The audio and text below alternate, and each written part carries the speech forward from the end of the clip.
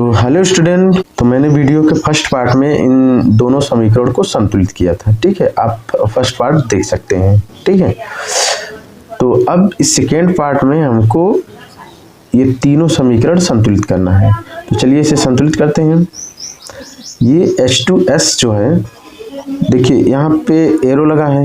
Arrow के बाईं तरफ जितने भी तत्व हैं उसको संतुलित करना है। तो यहाँ हाइड्रोजन के कितने परमाणु हैं? 2। बाईं तरफ कितने हैं? 2। तो दोनों तरफ संतुलित है। ये भी स्वतः संतुलित है। ठीक है, हाइड्रोजन के परमाणु संतुलित हैं। सल्फर के यहाँ 1 है, यहाँ भी 1 है, ये भी संतुलित है। ठीक है, लेकिन अगर ऑक्सीजन देखा जाए, ऑक्सीजन के यहाँ 2 परमाणु। यहाँ पे ऑक्सीजन के टोटल कितने परमाणु? 3 परमाणु। तो हमें इसको संतुलित करने के लिए हमें यहाँ पे 2 से मल्टीप्लाई करना पड़ेगा यहाँ। ठीक है, तो अब ये हो गया कितना? 2। अब ऑक्सीजन के 4 हो गए। ठीक है, ऑक्सीजन के 4 परमाणु हो गए यहाँ पे। ठीक, तो दाईं तरफ ऑक्सीजन के 4 परमाणु हो गए। अब बाईं तरफ यहाँ पे 2 ही हैं, तो इसको यहाँ से 2 से मल्टीप्लाई कर देंगे तो 4 हो जाएंगे। ठीक है, अब ऑक्सीजन के दोनों तरफ परमाणुओं की संख्या बराबर हो गई। ठीक, लेकिन गड़बड़ ये हो गया, जैसे ही हमने यहाँ पे गुणा किया, ये हाइड्रोजन के परमाणु की संख्या बदल गई। ठीक है, तो अब हाइड्रोजन के परमाणु असंतुलित हो गए। तो हाइड्रोजन दाईं तरफ हो गया 4, लेकिन यहाँ पे हो गया बाईं तरफ 2 ही। तो इसको 4 करने के लिए यहाँ पे 2 से मल्टीप्लाई कर देंगे। अब ये हो गया 4।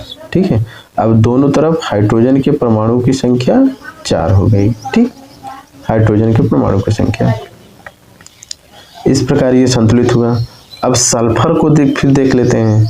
यहाँ 2 सल्फर से मल्टीप्लाई हो जाएगा, अर्थात सल्फर के परमाणुओं की संख्या 2 हो गई। अब दाईं तरफ कितना है? दाईं तरफ तो 1 ही है। ठीक है, तो यहाँ पे 2 से मल्टीप्लाई करेंगे तो 2 हो जाएगा। ठीक है, दोनों तरफ सल्फर के परमाणु की संख्या 2 हो गया, तो ये बराबर हो गए। ठीक है, संतुलित हो गए। अब फिर क्या हुआ? ये गड़बड़ होता जा रहा है। ठीक है, अब इसमें क्या है, जैसे ही हम 2 से यहाँ मल्टीप्लाई किए हैं, ये ऑक्सीजन के परमाणु की संख्या 4 हो गई, और यहाँ 2 से मल्टीप्लाई हुआ था, अर्थात ऑक्सीजन के परमाणु की संख्या अब 6 हो गई। तो अब ये मामला आ गया। अब 6, इसको संतुलित करने के लिए बाईं तरफ ऑक्सीजन के परमाणु की संख्या 6 रहनी चाहिए ना। तो यहाँ पे 3 से मल्टीप्लाई कर देंगे, 3 दूना 6।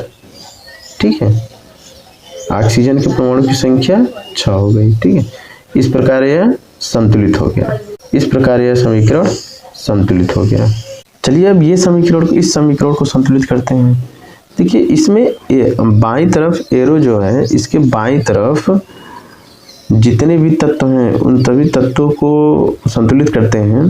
तो पहले एल्युमिनियम को संतुलित करते हैं। एल्युमिनियम के परमाणु की संख्या यहाँ 2 है। ठीक है, बाईं तरफ केवल 2 ही एल्युमिनियम है, और दाईं तरफ 1 है। तो इसको संतुलित करने के लिए हमें सिंपली क्या करना होगा, यहाँ 2 से मल्टीप्लाई करना होगा। ठीक है, यहाँ 2 से मल्टीप्लाई कर देंगे। ठीक, जब यहाँ 2 से मल्टीप्लाई कर देंगे तो परमाणु की संख्या एल्युमिनियम की 2 हो गई। ठीक है, अब 2 हो गई तो ये संतुलित हो गया। ठीक, अब एल्युमिनियम को संतुलित कर चुके हैं। अब इसको करते हैं SO4 को। ठीक है, अब हम मान लेते हैं ये जो SO4 है, ये इसके परमाणु की संख्या गिन लेते हैं 3। ठीक, ये SO4 जो है, बाईं तरफ SO4 के परमाणु की संख्या 3 हो गई। ठीक है, और दाईं तरफ SO4 जो है उसकी संख्या 1 ही है। तो यहाँ पे अगर हम 3 से मल्टीप्लाई कर दें, तो ये जो SO4 है, SO4 को पूरा अगर मान लें तो ये 3 से मल्टीप्लाई हो जाएगा, तो SO4 3 हो जाएगा। ठीक, यहाँ पे SO4 3 तो है, यहाँ भी SO4 3 हो जाएगा केवल मल्टीप्लाई करने से। ठीक, तो दोनों तरफ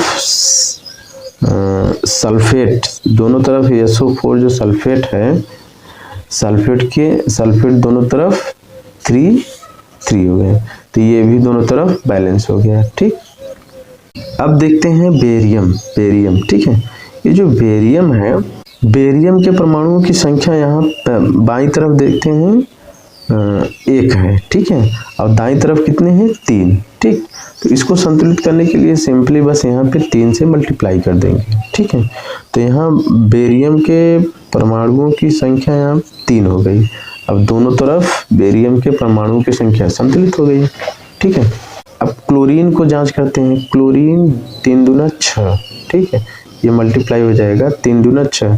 क्लोरीन के परमाणुओं की संख्या बाईं तरफ 6 है और दाईं तरफ 2 तिहाई 6, यहाँ 6 हो जाएगा, तो यहाँ पर भी 6 है, अर्थात स्वतः यह दोनों तरफ परमाणुओं की संख्या बराबर है। ठीक, इस प्रकार यह समीकरण संतुलित हो जाता है।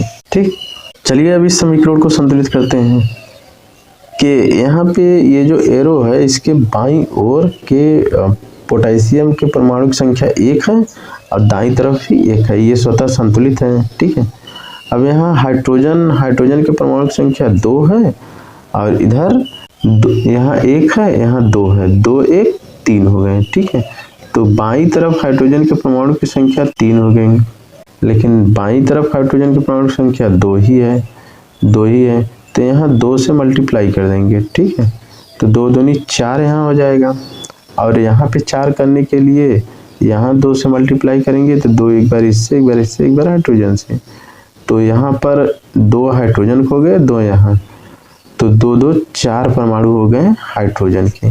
दोनों तरफ अब संतुलित हो गया हाइड्रोजन के परमाणु। ठीक, हाइड्रोजन के परमाणु जैसे ही संतुलित कर लिए, यहाँ पे पोटेशियम के परमाणु की संख्या गड़बड़ हो गई। दाईं तरफ 2 है, तो बाईं तरफ भी 2 से मल्टीप्लाई कर देंगे, 2 हो जाएगा। ठीक, 2 हो गया ये। अब ऑक्सीजन के परमाणु की संख्या यहाँ 2 से ये मल्टीप्लाई हो जाएगा, यहाँ परमाणु की संख्या है, तो 2 1 कम 2, अब कितने हो गए? यहाँ पे परमाणु की संख्या 2। अब दाईं तरफ कितने हैं? ये 2 से मल्टीप्लाई हो जाएगा, यहाँ पर भी 2। तो इस प्रकार यह ऑक्सीजन के परमाणु की संख्या भी संतुलित हो गई दोनों तरफ। ठीक है, तो इस प्रकार यह समीकरण भी संतुलित हो जाता है। ठीक है, थैंक यू सो मच।